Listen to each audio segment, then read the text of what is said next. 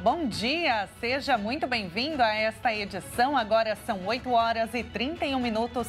Eu te lembro, eu sou Tabata Porte e te faço companhia a partir de agora, nesta sexta-feira, 28 de junho. O tempo a partir de hoje muda bastante em quase todas as regiões do Brasil. Na capital paulista, as máximas não devem passar de 27 graus hoje, viu? Vamos acompanhar agora as principais notícias desta edição. Donald Trump e Joe Biden se enfrentam em debate histórico e decisivo à corrida eleitoral à presidência dos Estados Unidos. Taxa das blusinhas é sancionada e começa a valer a partir de agosto. Inverno dá as caras e derruba as temperaturas em 6 capitais neste fim de semana. Bolívia prende 17 militares e civis acusados de participação na tentativa de golpe de Estado contra o presidente Luiz Arce. Essas e outras notícias você confere a partir de agora.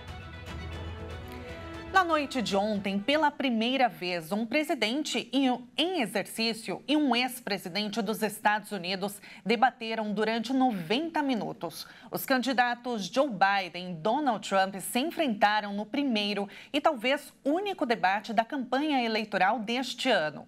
O evento pode ter sido decisivo para a campanha acirrada.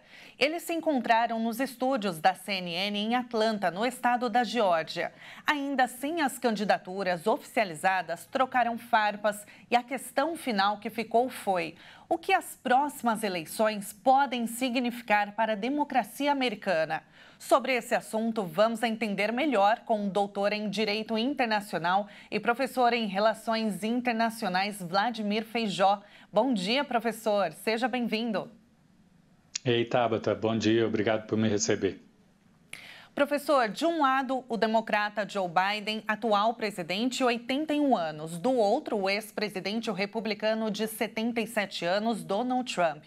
Em comum, questões sensíveis para suas imagens: a condenação do filho de Biden por porte de arma e as condenações de Trump, além da invasão do Capitólio. Acontece que a rejeição de Biden é enorme, né? Principalmente com relação à idade, à aparência, muitas vezes confusa. Já Trump é visto como um falador ofensivo. Deixar de ser verborrágico, por exemplo, é possível. Agora, ser mais novo, como muitas pessoas têm dito de Biden, existe a possibilidade, professor, de um deles não ser candidato de seus partidos?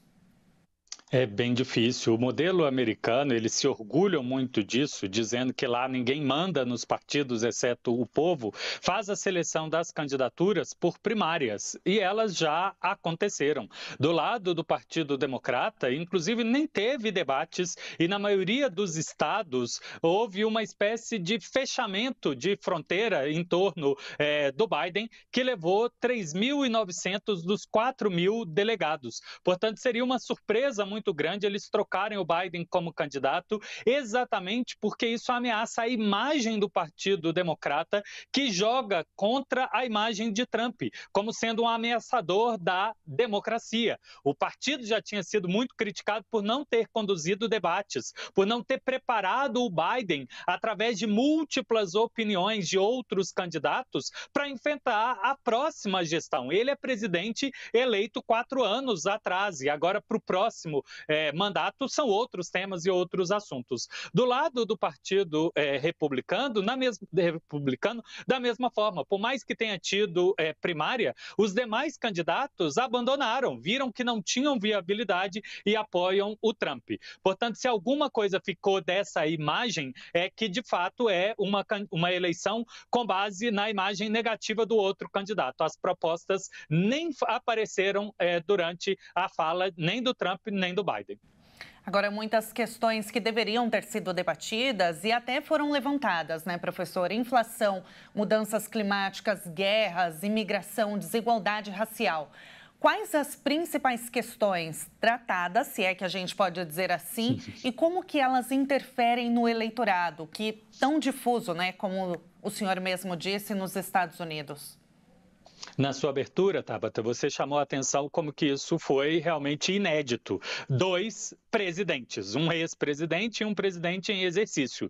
E dentro dessa troca de acusações, eles jogaram lama na presidência um do outro, cada qual tentando chamar a atenção do que julga ter feito melhor, mas jogando isso que o outro fez pior nesse sentido. Nenhum dos dois teria uma política pública realmente do que o eleitorado deseja. Os dois falaram de economia, os dois falaram de geração de emprego, os dois falaram de melhoria da imagem dos Estados Unidos, mas o eleitorado quer uma política pública específica. Veja só um exemplo: o Joe Biden se vangloria de que o nível de desemprego está baixo. Porém, isso omite a informação que a inflação consumiu e cortou o poder de compra do americano. Ele não conta também que os salários são muito menores do que o passado, que o americano hoje tem que contar com 2 ou 3 empregos para viver minimamente básico. E o Trump, de outro lado, ele fala sobre as questões da migração, de que ele tentou controlar isso e que o Biden libertou os portões para doentes, criminosos, etc. Mas ele não diz o que vai fazer agora. Ele foi perguntado pelo debatedor: e o senhor faria o quê? Devolveria essas pessoas para os outros países? Construir o muro? E ele ignorou a pergunta, optando por atacar o Joe Biden ou então complementar o que ele falava, e o tempo encerrou na fala anterior. Então, por agora, Tabata, o eleitorado, eu imagino que ficou com a mesma percepção minha, que ficou sem proposta, que ele vai votar única e exclusivamente nesse jogo, esse porque o outro é pior. Eu acho que ninguém vota feliz nesse sentido. O debate ele tem efeito prático, né, na decisão do eleitorado, professor? Ele pode ter efeito prático, em especial naquilo que eu chamava a atenção. O Biden está atrás nas pesquisas. O Biden tem uma impressão de que está velho demais, está rateando, esquece as coisas, fica travado. Então, ele teria nesse debate, pelo menos na primeira meia hora, que demonstrar força. E ele já começou morno. Ele alega que está com gripe, mas com a voz fraquinha, só reforçou essa ideia de uma pessoa fraca. Do outro lado, o Trump já tem a imagem de ser um falastrão, de uma pessoa que vive na hipérbole, né, exagerando, beirando a mentir com muita frequência, mas pelo menos é uma pessoa com convicção, uma pessoa forte nesse aspecto. Então, de um lado, o Biden vai reforçar essa ideia a partir de que saírem, né, os fact-checking, a confirmação do que foi dito, que o Trump mente e que, portanto, ele não é confiável, e isso já teria sido provado porque ele foi condenado pela justiça por mentir, enquanto que o Trump vai usar exatamente essa imagem do Biden, lento, que não consegue completar as frases, que muitas vezes paralisa e que não teria condição de governar e que, portanto, ele seria um mero fantoche do chamado Estado profundo, né? Os funcionários de carreira, que é algo que, inclusive, a base do Trump é bastante defensora, né? De que é preciso devolver o poder para o povo americano e retirar desses órgãos. Portanto, os dois vão usar esse debate para reforçar essa imagem que eles querem fazer negativa do outro candidato. Pelo menos essa é a análise inicial. E espero que a gente possa ver nos próximos dias e, de preferência, no próximo mês, algumas propostas efetivas e não apenas falas vagas e lembranças do passado. Agora, professora, a vitória de um ou de outro, ela vai interferir a política de outros países, né? E aqui no Brasil, caso o Trump vença, né, como muitas pesquisas têm demonstrado isso, apesar de estar ali, né, bem acirrado, mas depois desse debate, realmente a gente percebe que o eleitorado ele está tendendo mais a votar no Donald Trump. Na sua visão, professora, o que isso vai interferir nas políticas aqui com o Brasil? Eleito, Trump deve replicar o que ele fez na gestão dele, abandonar a política do liberalismo internacional, abandonar o livre comércio e optar por sanções econômicas que garantam que haverá investimento nos Estados Unidos, desindustrializar outros países para os Estados Unidos produzir e vender. Portanto, o Brasil pode se antecipar, sim, que deverá enfrentar tarifas mais altas e, no mínimo, ser convocado para ter que fazer concessões aos Estados Unidos mercado se mantiver essa política. Eu só chamo a atenção que, eleito Trump ou Biden, a política mundial está respondendo a esse excessivo poder americano sobre a economia e está buscando rotas alternativas. Talvez o produtor brasileiro, já ciente disso nos últimos anos, já está procurando alternativas e não contar muito com as exportações dos Estados Unidos, porque parece que de fato vai ser mais instável, né? Uma garantia menor que esse fluxo seguirá tão elevado como é hoje. Perfeito, professora. A sua análise realmente é muito importante para a gente entender esse cenário que é tão complexo, né? E a gente precisa agora analisar, ler mais, estar atento às pesquisas, às próximas pesquisas que vão sair após esse debate histórico. Professor, mais de antemão, eu já te agradeço demais pela sua participação aqui. Contem comigo sempre. Abraço, bom trabalho. A gente conversou agora com o professor em Relações Internacionais da Faculdade Arnaldo Jansen de Belo Horizonte, Vladimir Feijó. E agora a gente muda de assunto e fala sobre a taxação das blusinhas, porque foi sancionada a nova lei. A partir do dia 1º de agosto, quem fizer compras de até $50 nos sites internacionais vai pagar imposto de importação. As medidas estavam no projeto aprovado pelo Congresso em acordo com a equipe econômica. O presidente da República sancionou o texto após se reunir com o Conselho de Desenvolvimento Econômico e Social Sustentável, o Conselhão, no Palácio do Itamaraty. Com isso, compras internacionais de até $50 serão taxadas em 20% no momento de entrada dos produtos no país. A chamada taxa das blusinhas foi incluída no projeto Programa Mobilidade Verde e Inovação, o MOVER, que também foi sancionado nesta quinta-feira pelo chefe do Executivo. A previsão do Ministério da Fazenda é que a taxação entre em vigor a partir do dia 1º de agosto. Para isso, o governo vai encaminhar nos próximos dias ao Congresso Nacional uma medida provisória regulamentando a cobrança com o estabelecimento da nova data. A importação de medicamentos também será retirada da taxação. Nessa quarta-feira, o presidente Lula chamou a medida de irracional. Ele, que sempre criticou a cobrança, decidiu pela sanção após um acordo com o presidente da Câmara dos Deputados, Arthur Lira, para a aprovação do projeto. Nós temos um setor da sociedade brasileira, você, eu, você e alguma gente que está nos ouvindo aqui, que pode viajar uma vez por mês para o exterior e pode comprar até $2.000 sem pagar imposto. Pode chegar no free shop, comprar 1.000 e pode comprar 1.000 no país e não paga imposto. Está tudo normal, é maravilhoso. Eu fiz isso para quê? Para ajudar a classe média alta. Ora, agora quando chega a tua filha, a minha esposa, que vai comprar $50, eu vou taxar os $50? Não é irracional?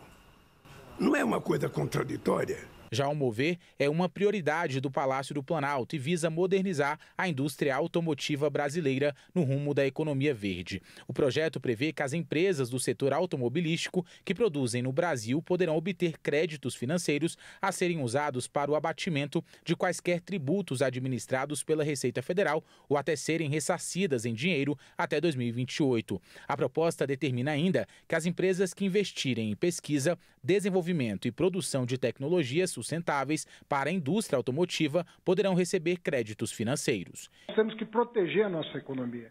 E a forma de proteger a nossa economia é acelerar a agenda de reformas econômicas, macroeconômicas e microeconômicas no Congresso Nacional, acelerar o redesenho de políticas públicas, buscar equilíbrio fiscal, sim, pelo lado da receita e da despesa, porque não há outra forma de fazê-lo, com sabedoria, com inteligência, para que nós não coloquemos em risco o crescimento que ajuda a estabilizar a dívida PIB.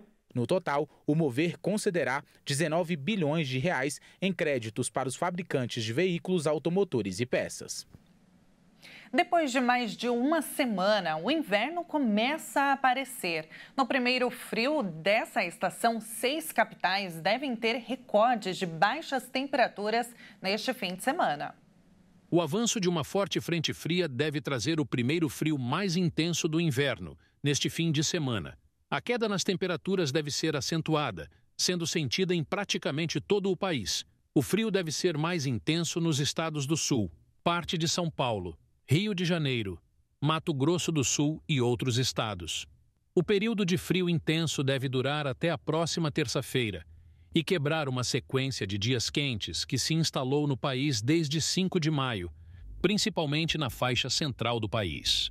Nesse período, a umidade relativa do ar se manteve muito baixa, com algumas regiões registrando índices abaixo de 20%. De modo geral, as temperaturas já começam a baixar a partir deste sábado no Rio Grande do Sul e o frio dura até terça-feira. Mas o pico de frio deve acontecer entre domingo e segunda. Com o frio previsto, ao menos 6 capitais devem registrar tanto a menor mínima quanto a menor máxima do ano: Porto Alegre, Florianópolis, Curitiba, São Paulo, Rio de Janeiro e Cuiabá. Segundo o Instituto Nacional de Meteorologia, a mínima pode ficar na casa de 2 graus em Porto Alegre e 3 em Curitiba no domingo. Já na segunda, a previsão é de mínima de 10 graus em São Paulo e de 16 em Cuiabá.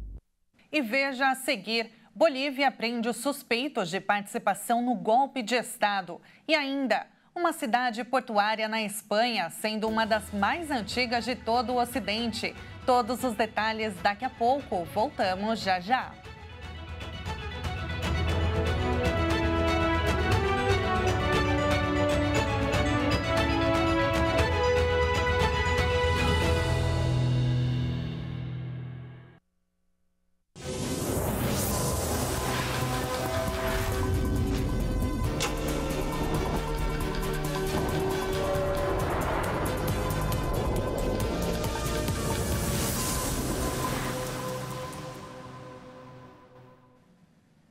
Nós estamos de volta, 8 horas e 49 minutos.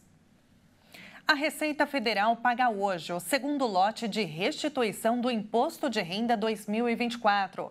Mais de 5 milhões e 700 contribuintes devem ser beneficiados com um valor total de 8 bilhões e meio de reais. O pagamento vai ser depositado em conta ou transferido por meio do Pix. Os valores ficam disponíveis para resgate por até 1 ano no Banco do Brasil. A maior parte do segundo lote contempla quem tem prioridade para receber a restituição primeiro. A Receita ainda vai fazer outras 3 rodadas de pagamento da restituição até o final de setembro. E o governo federal assinou acordo com entidades representativas de universidades públicas e institutos federais de educação para o fim da greve. Professores e técnicos administrativos aceitaram a proposta e decidiram retomar as atividades. A categoria estava em greve há 70 dias. A proposta prevê a reestruturação da carreira com ganhos médios de 9% em janeiro de 2025 e 13,5% em maio de 2026. Assim, o salário inicial de um docente com doutorado passará para 13 mil e para professor no topo da carreira, 26 mil reais em 2026. E o governo da Bolívia anunciou nesta quinta-feira a prisão de 17 militares e civis acusados de participação no fracassado, golpe de Estado contra o presidente Luiz Arce. As prisões incluem militares ativos e reformados, além de vários civis. 15 dos detidos foram apresentados com algemas, coletes à prova de balas e sob escolta policial. A polícia, que reforçou a segurança do Palácio Presidencial, está em busca de outros 3 suspeitos. O general Juan José Zúñiga não agiu sozinho. O almirante Juan Arnes não agiu sozinho. Hoje demonstramos isso com a prisão de 17 pessoas. Claro que há muito mais pessoas envolvidas no golpe de Estado fracassado. Os outros 2 oficiais, ex-comandantes do Exército e da Marinha, apontados como líderes do plano, foram detidos ainda na quarta-feira. Segundo o Ministério Público, eles podem pegar penas de até 20 anos de prisão por terrorismo e rebelião armada. O ministro Castilho preferiu não comentar os rumores de que o ex-presidente Evo Morales poderia estar envolvido no golpe. Não vamos polemizar, não vamos politizar um assunto tão delicado para o povo boliviano. Não vamos cair em provocações políticas ideológicas. Acreditamos que este é um momento para os bolivianos refletirem sobre as nossas diferenças e trabalharem pela unidade. No início da semana, Zúñiga havia ameaçado prender o ex-presidente Evo Morales, rival de Arce, mas do mesmo partido, se o ex-chefe de Estado insistisse em concorrer à presidência em 2025. Apesar de ter sido inabilitado pela Corte Constitucional, Morales não cede e acusa Arce de manobrar para retirá-lo da disputa. Antes de liderar o complô na Praça Murilho, o ex-comandante do Exército estava prestes a ser destituído. Fortalecido pelo apoio internacional e também de seus simpatizantes, Arce, de 60 anos, conseguiu sair vitorioso da tentativa de golpe, quando lhe resta pouco mais de um ano para encerrar o mandato. E o presidente Luiz Inácio Lula da Silva anunciou que vai visitar o país vizinho no dia 9 de julho para fortalecer a democracia. E o presidente boliviano Luiz Arce. Entre os temas da reunião, entre os líderes devem estar questões comerciais e projetos de integração entre os dois países. E haverá também um encontro com empresários bolivianos. E agora, antes de encerrar, a gente vai conhecer um pouco mais de Cádiz, uma cidade portuária no sul da Espanha. Vamos conferir. Cádiz é uma das cidades mais antigas de todo o Ocidente. Historiadores estimam que sua construção foi na era da Idade do Bronze, que durou de 3000 a.C. até 1200 a.C. Historicamente, a cidade foi muito visada nas guerras, pois era um dos locais para invadir o reino da Espanha. E até hoje, a cidade é protegida por canhões de guerra até na porta de algumas casas. Mas a cidade é conhecida mesmo pelo seu porto, que é estratégico para viagens de cruzeiros que movimentam a economia da cidade. E é claro que com a ajuda da tecnologia nós vamos para lá. Viajaremos diretamente para Fuente de la Plaza de Sevilha, em Cádiz, para visitar e conferir como vai o andamento da cidade, para a gente conhecer um pouquinho mais de perto. Cádiz fica situada no sul da península, na comunidade autônoma de Andaluzia. A cidade encanta turistas do início ao fim, né? Dá para perceber. A Cidade Branca, como também é chamada, é considerada a mais antiga da Espanha. A grande maioria de suas edificações são brancas, por isso que ela é conhecida como Cidade Branca. Essa foi a maneira que a cidade encontrou de amenizar a elevada temperatura que toda a região de Andaluzia atinge no verão. Ela tem cerca de 125 mil habitantes e possui atrações suficientes para muitos dias de viagem e turismo. Por lá já passa das 13 horas. E essa maravilhosa sexta-feira, quem está por lá está curtindo bastante, né? Com essas imagens que encerramos esta edição. Muito obrigada pela sua companhia. Uma ótima sexta-feira para você e eu te encontro novamente à 1 da tarde. Até lá!